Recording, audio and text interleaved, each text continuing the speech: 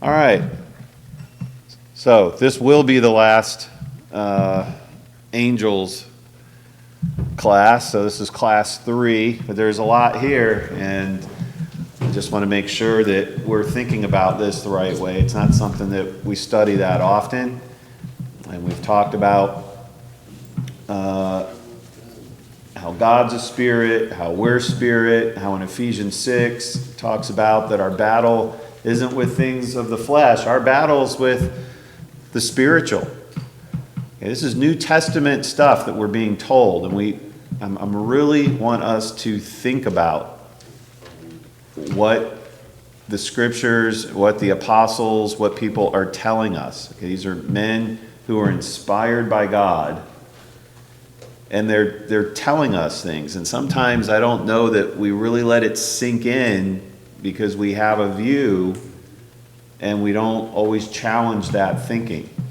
All right? I mean, this isn't something, way back and it happened at the Red Sea, which would still be okay. But I mean, this is, the apostles are telling us, first century Christianity going forward, these are the things you need to be paying attention to. So in Ephesians, he told the Ephesians church that, Paul, that, hey, our battles with spiritual hosts, and they're wicked, right, in heavenly places. We're studied that in 1 Corinthians it says that God will not allow us to be what? Tempted by more than we can bear, right? So he's got his eye on things. And he's not going to let us be tempted more than we can bear, but we are going to be tempted, and we know that that temptation does not come from God. And how do we know that? Because in James 1 it tells us that God tempts no one. He can't be tempted, and he doesn't tempt anyone. So when we're tempted, we're not tempted by God. Now, also in James, we're told that when a man is tempted, in James 1, that is tempted by his own lusts, right? But the temptation comes from somewhere.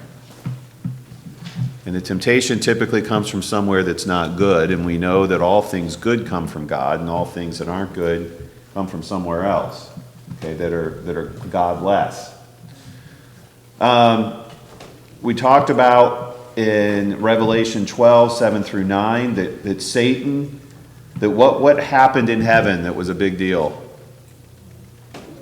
There was a war going on, right? With Michael and his angels and Satan and his angels. And there was a war that was happening, a clash, and at some point God said enough, and Jesus said he watched Satan fall from heaven like what? Lightning. Like lightning. I mean, you've seen how lightning, bless you. He fell almost like that sneeze. Okay? And I mean, it was quick, right? And God cast him out. And where did God cast him?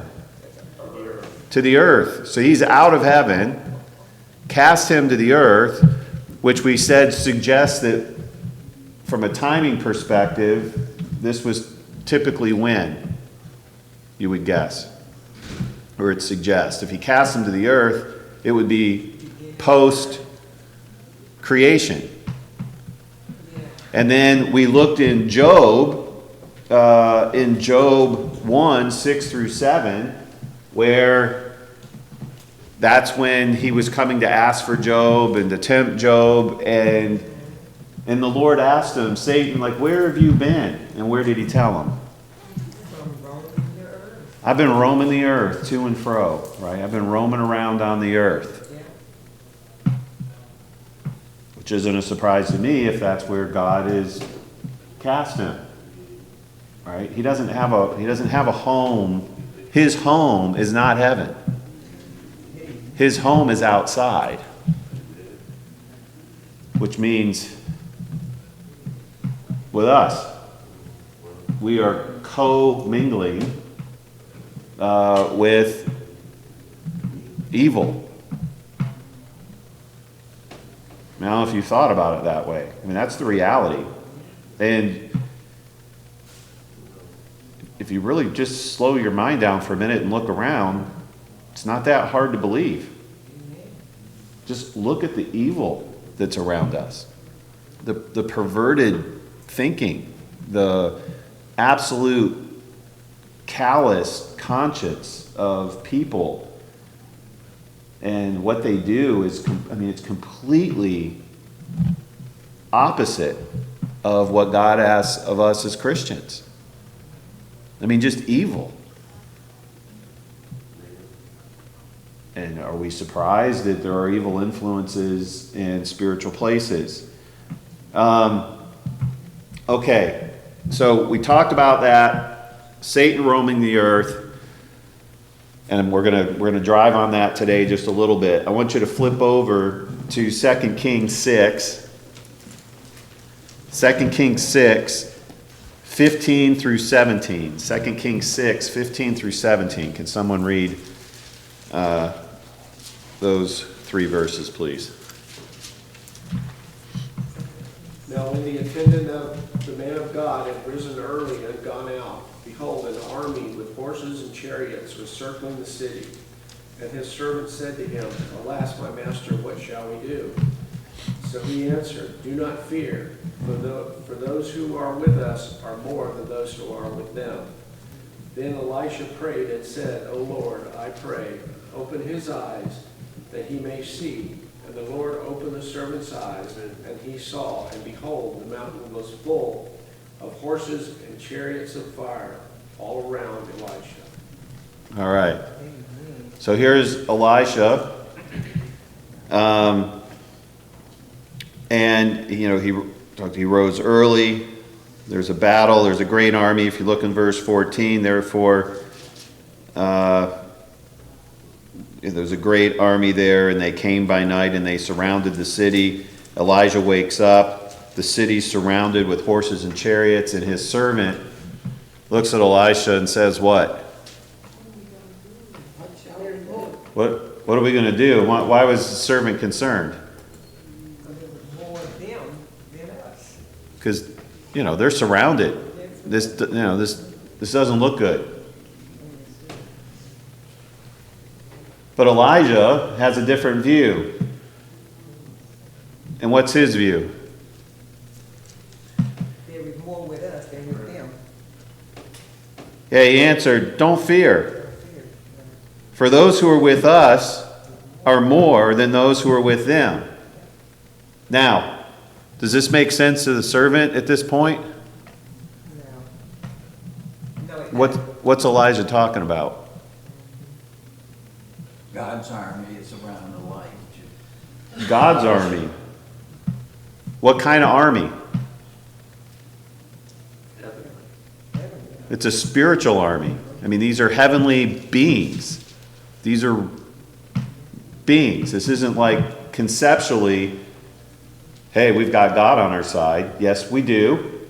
And the way that God works, and the way that he's working, and I believe he works today in many, many cases, is through his heavenly army, is through his forces. Now, could have been, they woke up, the servant saw it. Everything, Elisha didn't say it, the servant didn't ask, Elisha didn't say anything. And that servant would never know.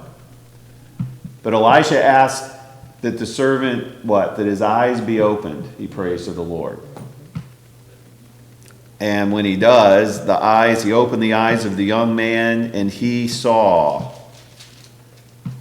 And behold, the mountain was full of horses and chariots of fire all around Elisha.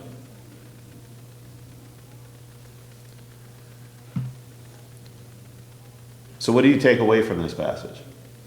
When you think about the heavenly hosts, when you think about angels, positive or negative, but what do you take away from this passage? what I take away from it is that God has his angels encamped around us as well. So we don't have to fear. But we must be, we shouldn't just, how would you say it, just ignorantly walk into danger. Yeah, we shouldn't tempt God, There you go, that's what. right? I mean, Yeah. you know, Uh-huh. I wouldn't jump off a bridge and expect that an angel's gonna come grab you. I mean, that's stupidity. That's not Christianity, okay? God didn't say jump off a bridge. So I think part of this is that there's a lot going on that we don't see. Right, which is God's army. That's his angels. And there's a lot of negative going on that we don't see. We just don't see it.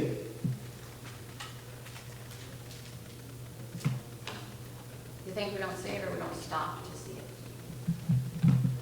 Both. I do think there's a be still and know Yeah. that I am God. Take a look around. So, I mean, if you believe in God's providence, so we prayed. We prayed for Cy and Becky and the baby. Okay? Pray for that. What do you think's going to happen? Like, what do you literally think's going to happen? Baby's gonna be born, be just fine. Okay, that's your faith part. How's that going to happen?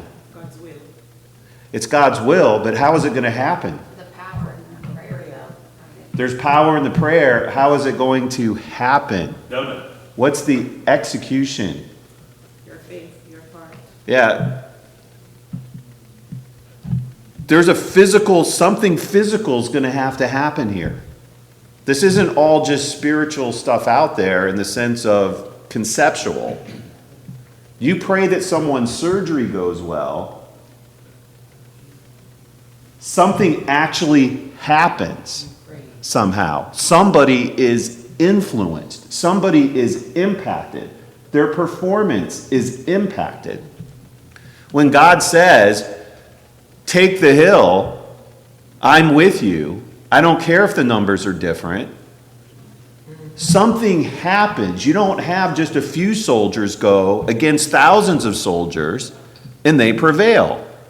Like something literally, more than just faith, more than a prayer, there is something that physically actually happens on earth. Something's changed. A surgeon remembers something. A surgeon sees something. Their hand is steadier. They have a good day. People have good days, people have bad days. Why did I have a good day today as an atheist on a Christian that I operated on? Well, that's what I was gathering from this passage, was just the power of somebody else's prayer for you, for that exact reason. You never know when it's going to impact the day. I mean, listen, it's great that we pray for things, and we don't have to know how it all happens, and we don't understand, and we'll never understand how it all happens. But the Bible is telling us a lot of how it happens. Okay, let's not just stick our head in the sand. Right? We will never know everything. When you pray that someone has a safe trip somewhere through bad weather, Jesus calmed the storm. Like things happened. Before Jonah was swallowed up by the fish, what does it say God did with the fish? He prepared the fish. He changed that fish to swallow Jonah and to be able to have Jonah live in there, because he probably couldn't live in there for 3 days with a normal fish. But God prepared that fish. When you pray for stuff, there's an intervention. You either believe there's an intervention or all this stuff's coincidence. Like, and if God is actually working, he's working somehow. And whether he is personally the one, the Yahweh, God himself, with no other help from anyone else, is actually the one who's touching this one and touching this one and touching this one and doing this, is a possibility, but that's really not what the passages say. He even sent angels to minister unto who? Christ, his own son, he sent angels to. God's not there doing, that's how he works. And when he was tempted for 40 days, the angels came and they ministered unto him. God works that way. Well, why do we think he's working that way, and then just all of a sudden, for some reason, it just all stopped, and now none of that works? Unbelievers call it coincidence, and Yeah. hopefully as believers, we never delve into that territory that's just coincidence. You know, hopefully we look at it as answers to prayer, God working, providential intervention. We have to believe that in our prayer, though. Those things aren't gonna happen if that prayer is just, be with them, God, you know, with the heartfelt meaning not behind it. We have to believe that God can and will do those things.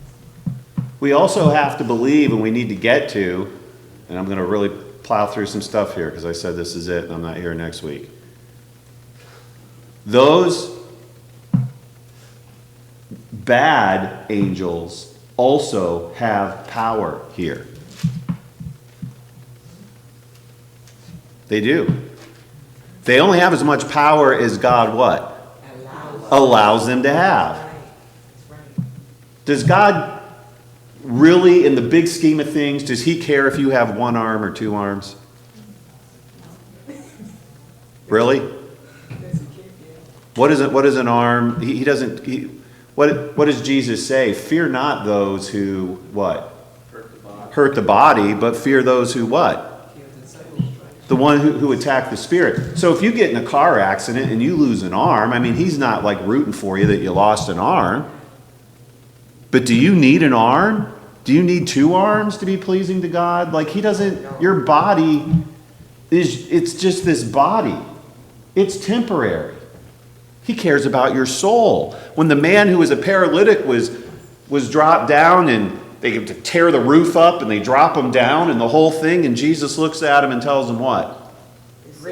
Your sins are forgiven. Okay. That's not what he wanted.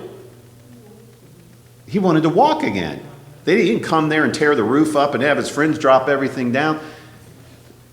This physical body, God doesn't mind. He takes care of us. He'll make sure we're taken care of. We'll have what we need. But there's not bubble wrap around us. But when we pray for things and say, I want a safe trip, when we pray for things and we say, I want to have, I think he intervenes. And I think there's somehow something that watches over on his behalf over us in some way. You got to think about, how does it happen? It's got to go from God's will to execution somehow. We live in a real environment. We just read where two men went into Sodom and Gomorrah as what? As angels. They look like men. Turn over to Numbers 22. And in Numbers 22, I'm going to read this somewhat quickly. I'm going to try here. Then God's anger was aroused because he went and the angel of the Lord took his stand. I'm sorry, 22:22. Thank you. Numbers 22:22. The angel of the Lord took his stand in the way as an adversary against him. Now this is talking about Balaam. And Balaam's riding his donkey. And he was riding on his donkey, and his two servants were with him. Now the donkey saw what? The angel of the Lord standing in the way with his drawn sword in his hand, and the donkey turned aside out of the way and went into the field. So Balaam's on his donkey. This donkey sees there is an angel of God standing in the way, what? With his sword drawn. and the donkey turns aside. Now, does Balaam see the angel of the Lord? No, he doesn't. Okay? So Balaam struck the donkey to turn her back into the road, and the angel of the Lord stood in a narrow path between the vineyards, with a wall on this side and a wall on that side. And when the donkey saw the angel of the Lord, she pushed herself against the wall and crushed Balaam's foot against the wall, so that he struck her again. Then the angel of the Lord went further and stood in a narrow place where there was no way to turn either to the right hand or to the left. What do you see? This angel is in physical space. He's not seeing, but is moving. Moves here, moves to the road, moves over here. And the donkey saw, verse 27, the angel of the Lord. She lay down under Balaam. So Balaam's anger was aroused, and he struck the donkey with his staff. Then the Lord opened the mouth of the donkey. Which makes me think, what are these animals really thinking? They just can't talk to you. Secret life. And she said to Balaam, what have I done to you that you have struck me these 3 times? And Balaam said, now, I mean, I would have jumped off the donkey and ran like a madman if my donkey had turned around and talked to me. But he decides to have a conversation with his donkey. Because you have abused me, I wish there were a sword in my hand, for now I would kill you. So the donkey said to Balaam, am I not your donkey on which you have ridden ever since I became yours to this day? Was I ever disposed to do this to you? And he said, no. Then the Lord opened Balaam's eyes, and he saw the angel of the Lord standing in the way with his drawn sword in his hand. And he bowed his head and fell flat on his face. And the angel of the Lord said to him, why have you struck your donkey these 3 times? Behold, I have come out to stand against you, because your way is perverse before me. The donkey saw me and turned aside from me these 3 times. If she had not turned aside from me, surely I would have killed you by now and let her live. And Balaam said to the angel of the Lord, I have sinned, for I did not know you stood in the way against me. Therefore, if it displeases you, I will turn back. All right, and it goes on. All right, point here isn't to get into all of Balaam's issues or his donkey. Takeaway is, there's an angel of the Lord, and he wasn't seen. And God had it where the donkey could see the angel, and eventually made Balaam to where he could see the angel. So you have to think about, what do we not see? Just because we don't see doesn't mean it doesn't exist. We're not meant to see everything. Look at Daniel 6.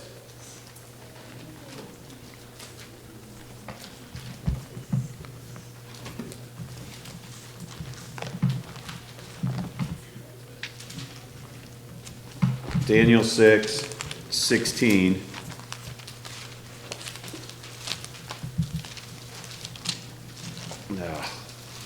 Here we go.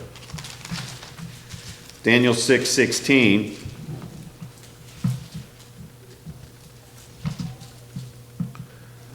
So the king gave the command, and they brought Daniel and cast him into the den of lions. Daniel in the lion's den. But the king spoke, saying, Daniel, what did he tell him? Your God, who you serve continually, this king knew what? He will deliver you. He knew he would be delivered. Then a stone was brought and laid at the mouth of the den, and the king sealed it, and with his own signet ring, and with the signets of his lords, that the purpose concerning Daniel might not be changed. So he's in, Daniel had to be cast into the lion's den, and there is a signet on there. That seal is not going to be broken. They will know if that seal is broken. Verse 18, now the king went to his palace and spent the night fasting, and no musicians were brought before him. Also his sleep went from him. And as we know, that the king loved Daniel, all right, and did not want this to happen to Daniel. Then the king arose very early in the morning and went in haste to the den of lions. And when he came to the den, he cried with a lamenting voice to Daniel. The king spoke, saying to Daniel, Daniel, servant of the living God, has your God, whom you serve continually, been able to deliver you from the lions? Then Daniel said to the king, O king, live forever. My God sent his angel and shut the lions' mouths, so that they have not hurt me, because I was found innocent before him, and also, O king, I have done no wrong before you. All right. Just for time, you can go through and read the rest of that if you want. Execution. How is God going to protect Daniel?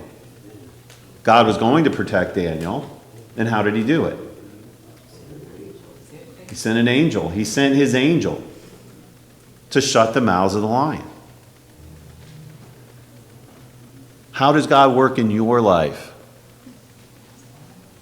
How did he work with Shadrach, Meshach, and Abednego when, was it King Nebuchadnezzar was freaking out and said, what do you mean you're not going to bow? And turn it up, right? Turn up the heat more and more. I mean, the poor guy who's throwing the stuff in there evaporated. I mean, it even killed the person who was stoking the fire. It was so hot. They throw him into the fire, and what does Nebuchadnezzar see? There's 4 people in there. Wow. There's 3 and an angel. Amen. And they come out. Have you ever been by a campfire? Sometimes you don't like to go to the campfire because, oh, my hair's going to smell like smoke, and I don't, I have that problem. And, I don't want to smell like smoke, and so I just got all clean, and I'm not going to do the campfire thing. And they came out. They didn't smell like smoke. There wasn't anything even, they didn't even smell like smoke.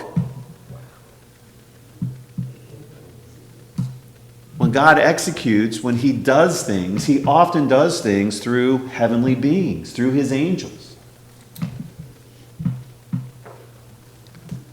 Why do we think that that's all stopped? I'm not suggesting all of you do, but do we really think about that?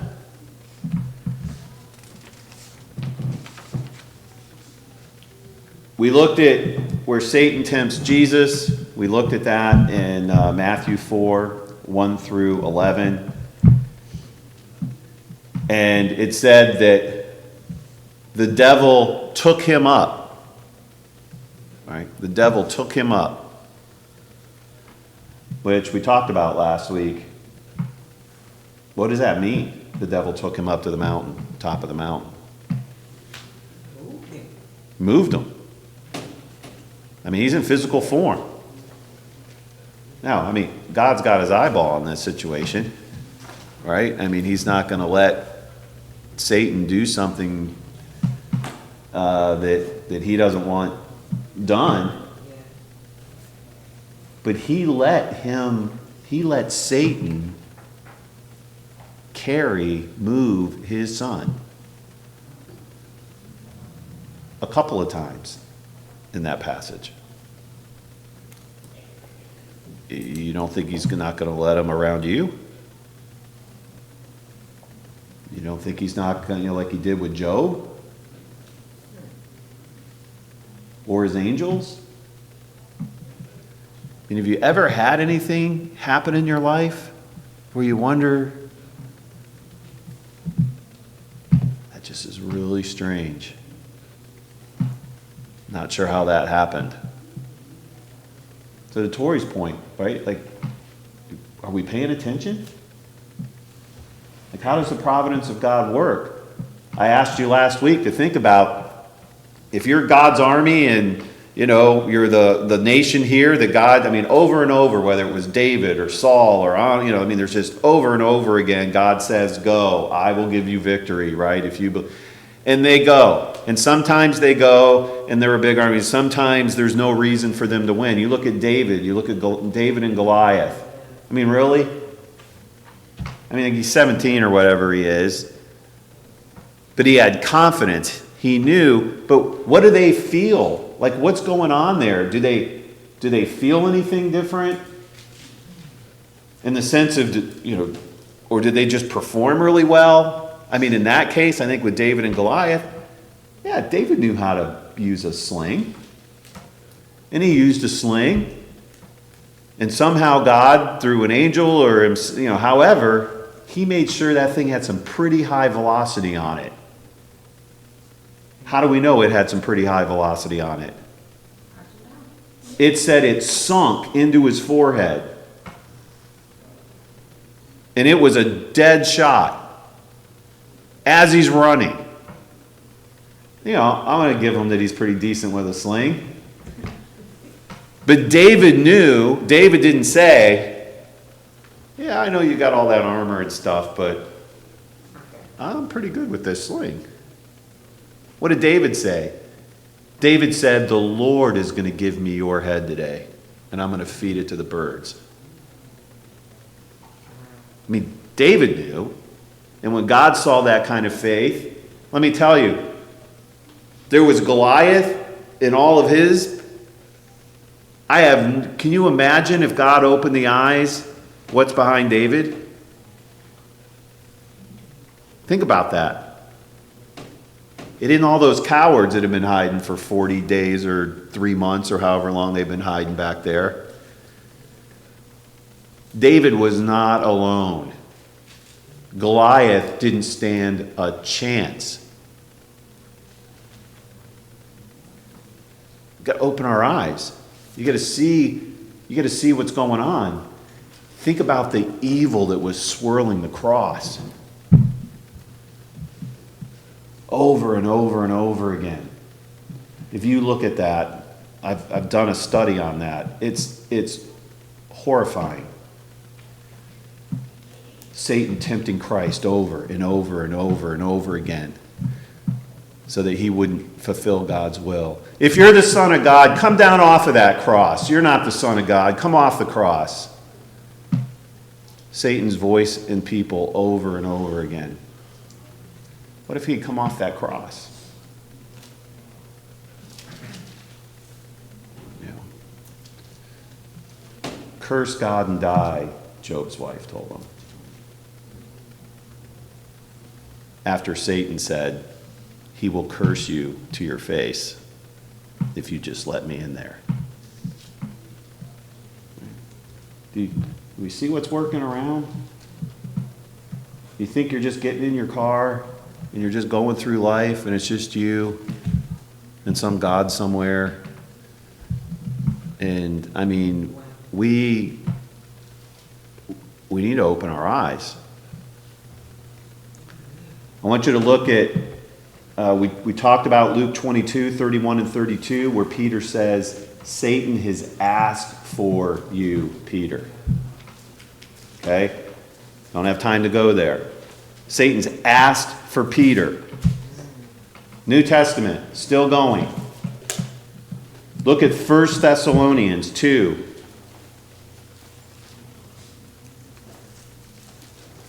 1 Thessalonians 2, I'll read it, 17. This is Paul. But we, brethren, having been taken away from you for a short time in the presence, not in heart, endeavored more eagerly to see your face with great desire. We really wanted to see you. Verse 18. Therefore, we wanted to come to you, even I, Paul, time and again. But Satan hindered us.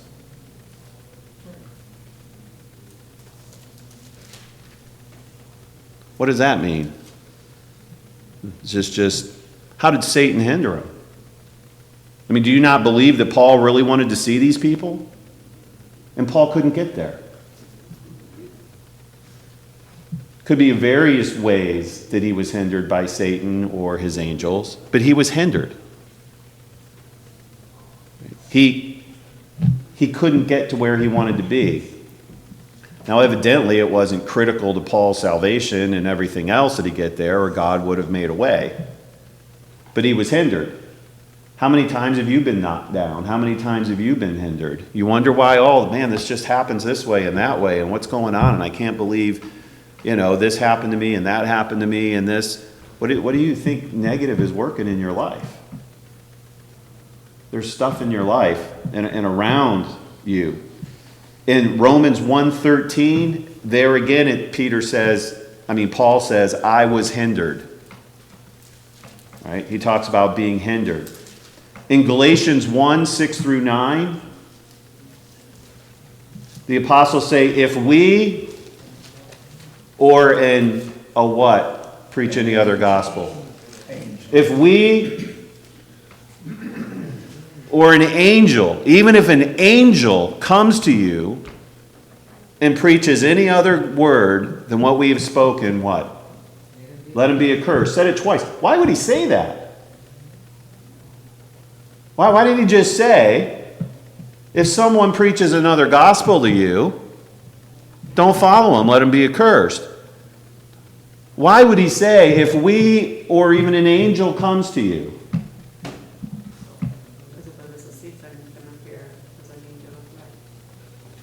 Yeah, Satan can appear as an angel of light, but that's right. There's a possibility that an angel could come to you, whether you're aware or you're unaware that it's an angel. So I was just going to say that we forget that Satan has angels too sometimes. And I think one of the things when I look at angels, the thing that impresses me most is when Jesus said in Matthew 24 that if I wanted to, I could call more than 12 legions of angels. That's more than 72,000 all at once. Yeah. And you just wonder if you can even conceive of that. We see in the Old Testament where sometimes angels do show up, and sometimes a lot of them do. But we can't conceive of that. But we also forget that even one angel that's doing God's work is more powerful than anything we could ever conceive of. That's right. And every time someone sees an angel like Balaam, he found a way to get off that donkey and fell flat on his face in the dirt when he saw that angel standing there with his sword drawn. Hebrews 13:1-2. Let brotherly love continue. So he's here, hey, you need to be taking care of one another. You need to love one another. But he also says, do not forget to entertain strangers. For by so doing, some have unwittingly entertained angels.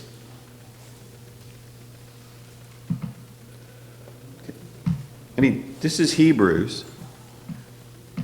All right, Hebrews 13:1-2.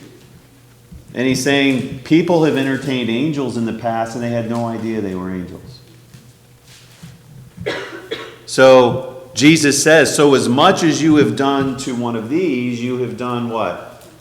To me. And some of these angels might be good, some of them may not be good. Have you met some nasty people in your life? Yep. There's some evil people. And there's some good people.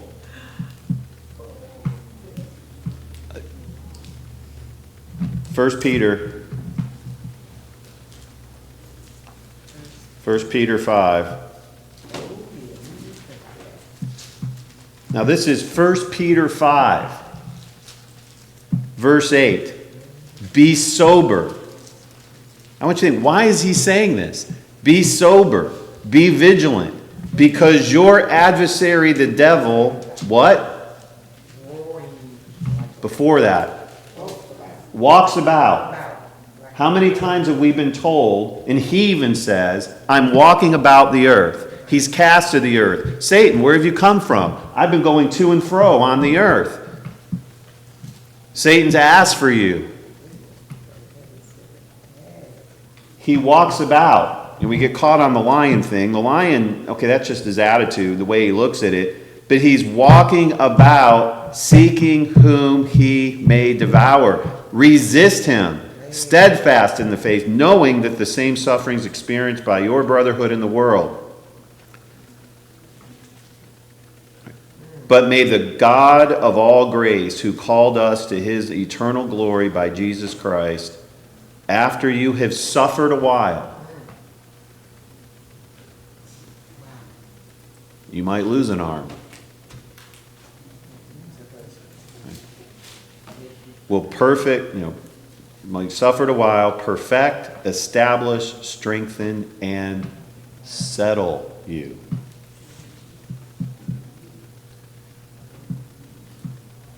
You go back to Ephesians 6:10, right, where it talks about we don't wrestle against flesh and blood.